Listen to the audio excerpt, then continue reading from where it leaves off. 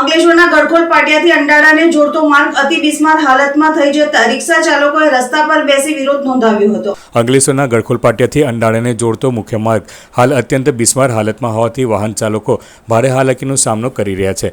રસ્તા પર પડેલા ખાડા અને માર્ગની બાજુમાં ગટર માટે કરવામાં આવેલા ખોદકામના કારણે અવરજવર વધુ મુશ્કેલ બની છે। માર્ગની બિસ્માર સ્થિતિને લઈને રિક્ષા ચાલકોમાં પણ ભારે રોષ જોવા મળી રહ્યો છે।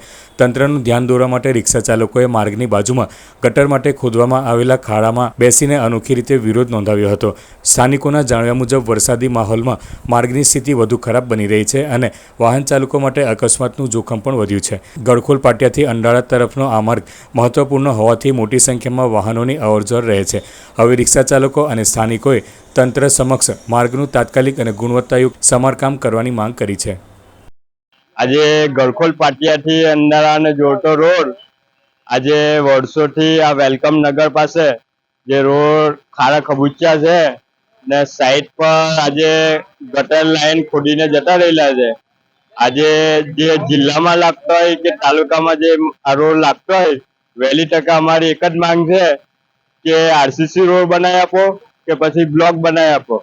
રિક્ષા ચાલકોમાં તકલીફ એટલી છે કે આજે અમારે રિક્ષા ચલાવવાનું મન બી નહીં ને એટલા ટાયરો અને ગાડીનું બી એટલું નુકસાન થાય છે અને કમરોનો બી એટલો પ્રોબ્લેમ આવે છે કે આજે અમારે રિક્ષાનો ખર્ચો કરીએ કે હોસ્પિટલનો ખર્ચો કરીએ। આજે ખાડા એટલા વધી ગયેલા છે ને બાજુમાં આજે મોટના કુવા ખોદીને જતા રહેલા છે। મારું નામ નવીનભાઈ બાલુભાઈ પટેલ છે, રહેવાસી અંડાળાનો છું। આજે 32 વર્ષથી હા કોઈ પહેલી વાર આવો રોડ જોયો મેં। આજે વર્ષો થઈ ગયા એનો કોઈ નિરાકરણ જ નથી આવતો। ભલભલા નેતા જાય પ્રમુખો જાય તો કોઈને કંઈ પડેલી નથી। હવે રિક્ષાવાળા બિચારા શું કરવાના? રોજનો ખર્ચો એટલો આવે એક તો ધંધો થતો નથી ને કોઈ કરવા રાજી નથી। આજે આજુબાજુ ગટર લાઈનો ખોલેલી છે એનું કોઈ નિરાકરણ નથી।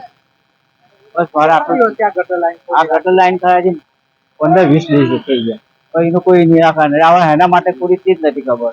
આ પાણી બી આજકાલ કેટલા દિવસ થયા પણ એનું કોઈ એ જ નથી, કોઈ જોવા નથી આવતું કે કોઈ કહેવા નથી આવતું। હવે એનું કરવું રિક્ષાવાળાનું કોઈ ચાલતું નથી, રિક્ષાવાળાનું કોઈ માનતું નથી।